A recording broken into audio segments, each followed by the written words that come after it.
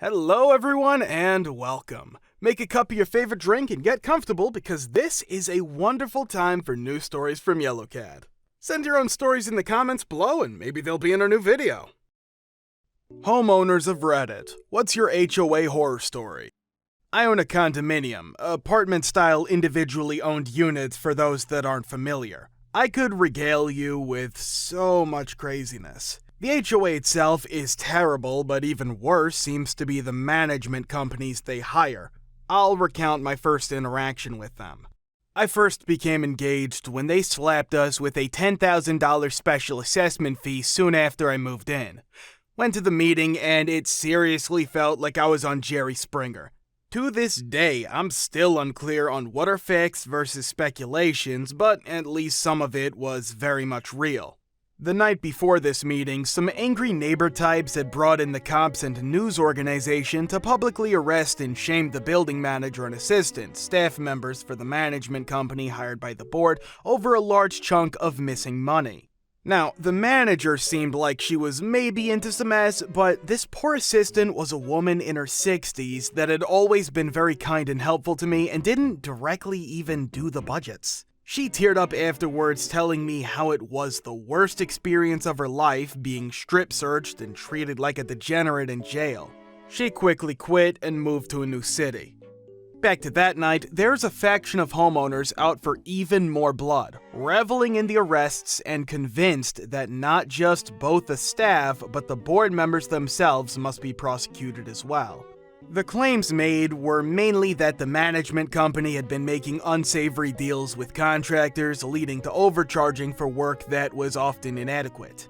The building was out of money and out of code. The books weren't kept well. Money was certainly mishandled, but the extent of the malice was unclear. In addition, some strange events happened, such as a homeowner having new appliances swapped with old appliances immediately after purchase. AKA, his property was stolen and something of lesser value put in its place. But this whole meeting was a crazy off-the-wall screaming match full of many other accusations and personal attacks. The board, clearly overwhelmed about the whole situation, didn't have the adequate evidence to prove their innocence, and they had to play the unfortunate role of being the bridge between the management company and the homeowners. I don't personally think they were in on it, but some did. They were accused of getting kickbacks and personal favors, with one member having claims made against her that she wasn't having to pay for her parking spot. She spoke up at this point very distressed about how not only yes is she paying for her spot and has multiple times shown the accusers evidence of that, but that these nosy do-gooder a-holes were verbally harassing her every chance they got. She shared stories of the awful things people said to her and broke down in front of everyone about not feeling safe or welcome in her own home, all while actively trying to fix it through her role on the board. In the end, the building manager's whole family was tied to sketchy themes and the charges stuck. Unfortunately, we were left footing the bill of getting our building into shape. Every meeting is an S-show, but that one was definitely the worst. We are now onto our third management company during few years thereafter the second left, I've been told, because our building was so difficult to work with. I've personally been affected by it multiple times. There's one neighbor in particular, not even on the board, I'm sure she would be if she could get the votes, who is incredibly antagonistic and yells over every single talking point in the meeting as others are trying to speak. It's pretty unbearable. Would be nice if we all actually had an equal voice, but multiple times they have caved to her demands because she is louder and meaner. It seems necessary for condominium living, but the fiasco that I've experienced here has really shown how awful it can be. Part of our problem seems to be that the board members have other responsibilities. This isn't their job. It seems really hard to manage something on this scale well as a volunteer, and unfortunately where I live, also very difficult to hire good management to delegate to without being scammed or mistreated. My old townhouse I rented was in historical Old Town Alexandria, so any repairs to places like that was tricky because many of the homes there are historical or some ass. HOAs are beer than usual. Raw sewage backed up in the bottom floor bathroom and flooded the hallway in one bedroom. It didn't come out of the toilet, it came out of a drain in the floor of the laundry room. He thought it was just dirty water until we saw actual S. HOA tried to blame me and my roommates. Turned out, tree roots had grown into the ancient sewer line, and when a very heavy rainstorm soaked the ground that weekend, well, S piled up, literally. HOA was irate when they found out this was something they had to pay for. When it came time for us to renew our rental agreement with the townhouse owner, who lived out of state, the HOA has kicked up such a fuss misrepresenting how it happened and basically causing such a stink trying to act like the damage was our fault, the owner wouldn't renew our lease even though we'd been renting from her for years. We were the ones who had to coordinate with the plumbers and contracts fixing the townhouse. We did all the work to get the townhouse back in shape and sterilized because the owner couldn't. Be us on the HOA say-so with 3 weeks notice, and it's hard as F to find housing in that area, especially on short notice. So I just moved away entirely because by that point I loathed the DC area and everything in it. My sister swore she'd never live in an HOA neighborhood, but now she wishes she did, and it's all thanks to her idiot neighbor across the street. It's a nice neighborhood, old growth trees, shady, all of the houses are a bit different, so it's not a cookie-cutter place. But the guy across the street has taken the uniqueness of his house too far. It's not that they're eclectic homeowners who have a funky style. It's that they have no idea what they are doing and have destroyed their front yard by trying to level it simply by having dump trucks dump dirt all over it, but not employing any professional to pack it and level it correctly, so when it rained, it turned into a mud pool. They built a wall on the curb about 3 feet high and tiled it with bathroom tiles rather than tiles meant for outdoors, and after a few months of exposure to the elements, tiles started falling off.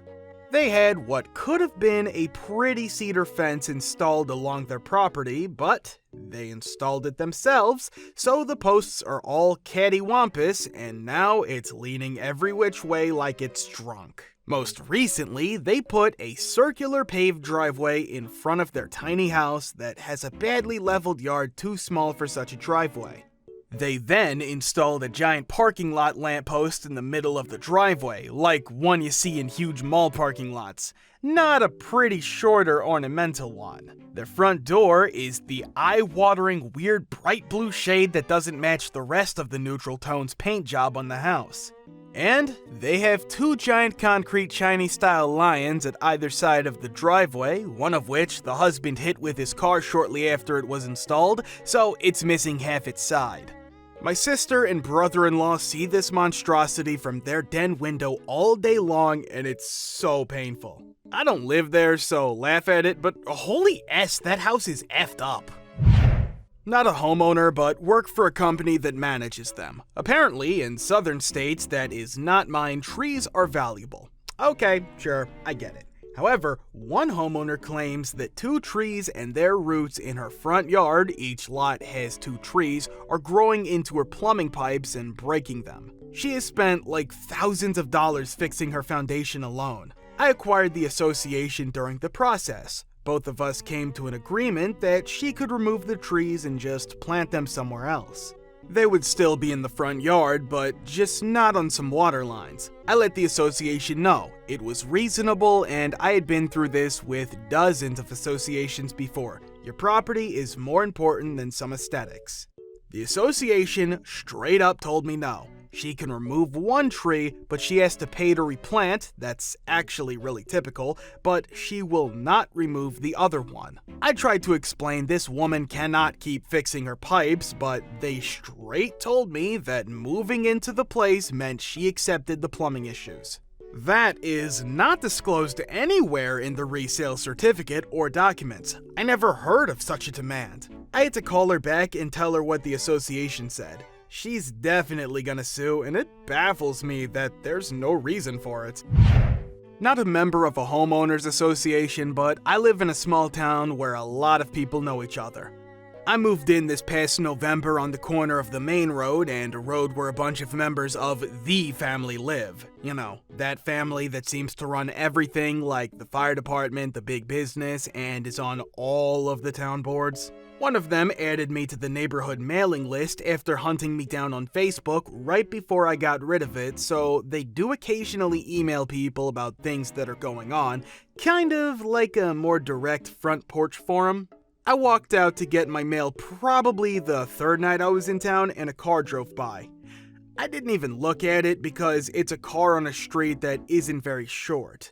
There are several branches off of my street onto smaller streets, but they're all dead ends. When I got back into the house, I saw that I had a new email. It's from one of my neighbors. Here it is. Welcome to Neighborhood and thanks for providing your email address. We are in hopes that this is the friendliest neighborhood in town as well as surrounding areas. We like to have people wave to everyone on the road if you are meeting them or if they are walking past. We are in hopes that everyone will wave and or speak and be friendly. I'm just waiting for one of them to send me an email complaining about the length of my lawn before I get my broken lawnmower fixed. My dad owned a house in an HOA about 15 years ago. Overall, it was nothing noteworthy until the vice president moved and sold her home. HOA required all front yards to have one tree. Hers didn't the entire time she lived there. Sold the house and the new owner was fined for not having the required tree. She was a single mom who had just gotten divorced, so it's not like she had money for a full-grown tree. When my dad moved, he said that killed HOAs for him. A friend of mine lived in an HOA neighborhood, but because this house had been in the family for generations, before the neighborhood was even there really, they weren't part of the HOA. They never had to join. The HOA only formed a few years ago, but apparently didn't recognize that my friend, let's call him Bob, hadn't even been told about the HOA. Bob is single and travels a lot, but he comes home one day to find a total of $13,000 in fines for his house being the wrong color, his deck being unapproved, and a bunch of other BS. So Bob outright refuses to even acknowledge the fines, just has the post office return to sender. A few months later, he comes home to see that his deck has been demolished and his house repainted.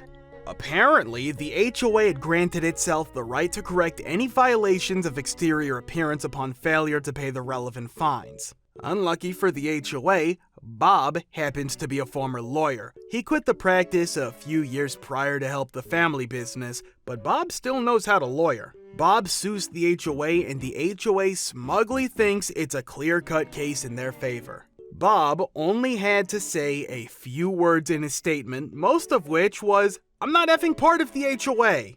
The HOA ended up admitting liability and had to pay a bunch of fees and ended up disbanding. My house flooded 2 months after I bought it. HOA got involved and blamed my kids putting toys down the toilet. They're too old for that. I spoke to neighbors, found out 5 houses in a row had flooded.